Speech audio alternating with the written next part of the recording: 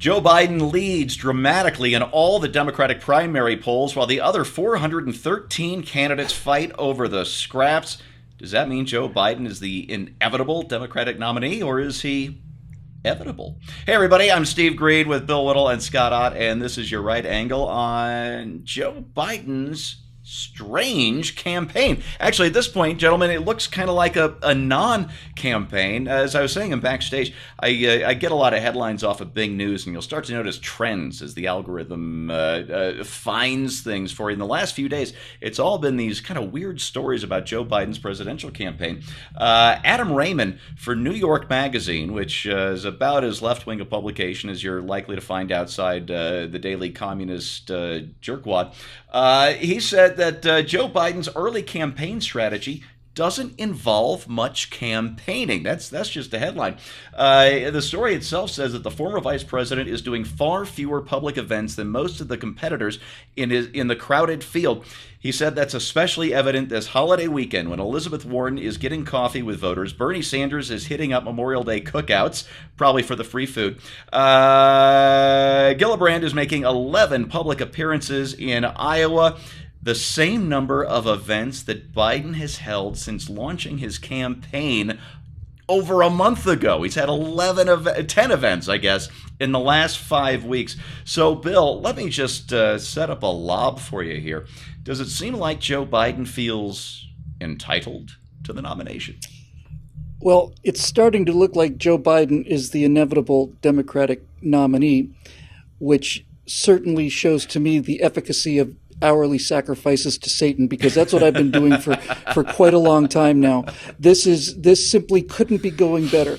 It is, and it's top quality chickens too. We're talking about not this scrawny stuff. No. Free range, yeah. So, well, first of all, when I heard you say that his campaign strategy is not to campaign too much, I thought, excellent. He's borrowing Hillary Clinton's winning strategy, and it does seem familiar, doesn't it? Yeah. And you've got to ask yourself. I mean, seriously, ask yourself. When Hillary Clinton went, what was it, 293 days without a press conference or something in 2015, 16? It was something like a year. And then you saw all of her weird eye reactions and all of the stumbling and all the rest of it. Makes you think that she was not fit for. She just wasn't camera ready. She needed some upgrades to her titanium hull and an empathy module installed into her software package. But it does make you wonder a little bit if that may not be happening to Biden himself. Biden's only real charm, and I don't buy it, but I can see it working on other people, is when he's just regular Joe, gets out there with the crowd and talks with the working man about this and puts on some work gloves and helps trim some trees and all the rest of it. So for him to not be doing this is odd. I don't have any secret insights into his health condition, but I did see him at his launch speech, and I was really quite concerned about that. I guess you guys both remember that speech where he was just slurring words and just looking really confused and stuff. Now, this is the kind of thing I've come to expect from the Democratic Party, mind you, but nevertheless, it still alarmed me somewhat. I don't know, Steve. I wasn't kidding. Well, I was exaggerating a little bit about the sacrifices, but nevertheless, this is the dream come true for me. I mean, this is my dream Democratic candidate. An old white straight male who's got gropey problems, is not, let's just say he's not the Flash when it comes to mental computations. He's the perfect candidate. He's the only guy in the field that could make Donald Trump look young and kind of hip and I don't know. I'm feeling pretty good today. You never know what's going to happen tomorrow. Don't get cocky, kid. Exactly. Glenn Reynolds started the "Don't Get Cocky" thing from Star Wars years ago at Instapundit, I think during the 2004 presidential campaign. Classic. And it is so classic. We have used it every 4 years ever since, and I'm going to keep using it until my dying day. Scott, Politico reported that Joe Biden is the front runner, and this is Politico's headline, is the front runner by every measure Accept big crowds. I can't remember who the author of this piece was. There were two of them. They wrote, he's dominating the polls. His fundraising is going gangbusters. 6.3 million his first day, if I recall correctly. And he's showing broad support from key political players in the early presidential states. And that thing matters in states like Iowa and New Hampshire. Getting back to Politico here. So where are the big, energetic crowds, they asked. The lines around the block to get into Joe Biden's events. Attendance at the former vice president's launch rally paled next to some of his rivals. In his first Iowa visit, he didn't match the crowds that greeted Elizabeth Warren, who's in third, fourth, fifth place, or even the less well-known Pete Buttigieg in their initial visits.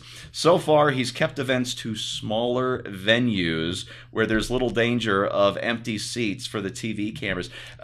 Bill Scott already mentioned Hillary Clinton's 2016 campaign, and as we talked during Backstage, you hate to refight the last war, but doesn't this seem like familiar ground to you? Especially since I answered the last question. You just transposed our names. Oh, okay. Did I really? I'm sorry. That was supposed to be for Scott. You know, we shoot these things live. I drink heavily before each show. You know the drill. Understandably so. The sun was in my eyes. Yeah, actually, I think this is actually brilliant campaign strategy on the part of the Biden campaign. Things are going well. They're riding high in the polls. Fundraising is doing superbly. And the last thing in the world you want to do is louse that up by having the candidate appear in public. Exactly right. Because, you've got to... You don't want to you only want to put things out there that are going to benefit you. And a personal appearance by Joe Biden apparently doesn't give the candidacy a bump. So we're not going to, they're smart for not sending him out there. And you're right, because one of the big topics of discussion this round is how many older candidates there are, from Donald Trump himself to Joe Biden and Bernie Sanders, and even Betsy Warren is getting along in years.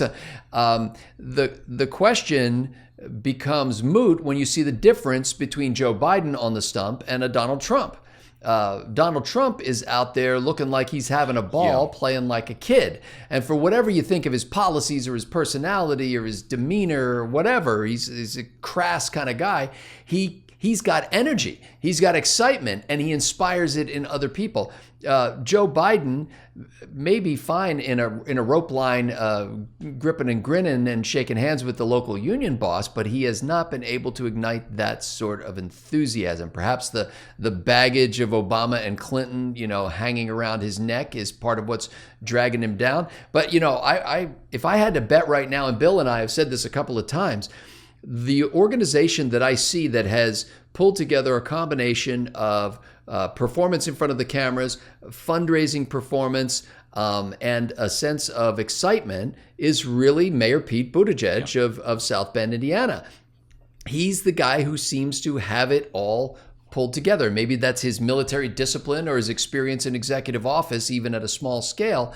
But I think that Joe is going to find himself, people are going to look at him and say, that's my father's Oldsmobile. Yeah, I get the feeling that a lot of Democrats are more or less resigned to Joe Biden being the nominee because they think everybody else thinks that he's going to be the nominee. But it only takes one primary or caucus loss to burst that perception bubble, and maybe that's what'll happen. Maybe he'll march to the Oh yeah, sorry, Bill, go ahead. Just like Bob Dole and John McCain, right? It's like, I don't really know. It's their turn. It's their turn, I guess. If we're going to lose, we might as well get these guys a favor.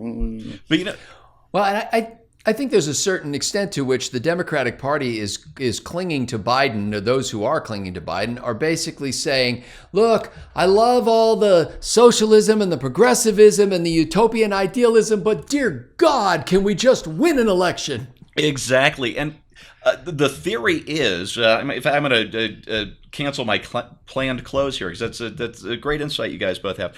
The perception is that Joe Biden is the man to beat Trump because Joe Biden connects with the voters that Trump took away from the Democrats in the Rust Belt.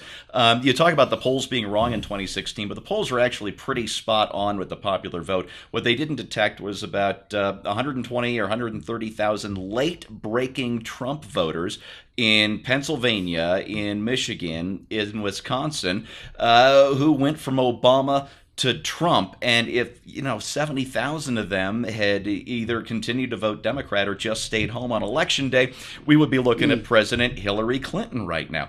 And you know what? It's the Republicans who go with the old guy whose turn it is, right? Mitt Romney, John McCain, Bob Dole. That's a Republican thing. Democrats tend to want to go for the young, exciting, shiny new candidate, and Joe Biden is not that. But there was an interesting column from Todd Blodgett, who's been a Republican hand in a couple of administrations, and I think the FBI, if I recall. He had a column today in one of the papers that said Democrats need to ask what makes Joe Biden electable, and one of his points gets right back to Biden's ability to take those Obama to Trump voters back away from Trump.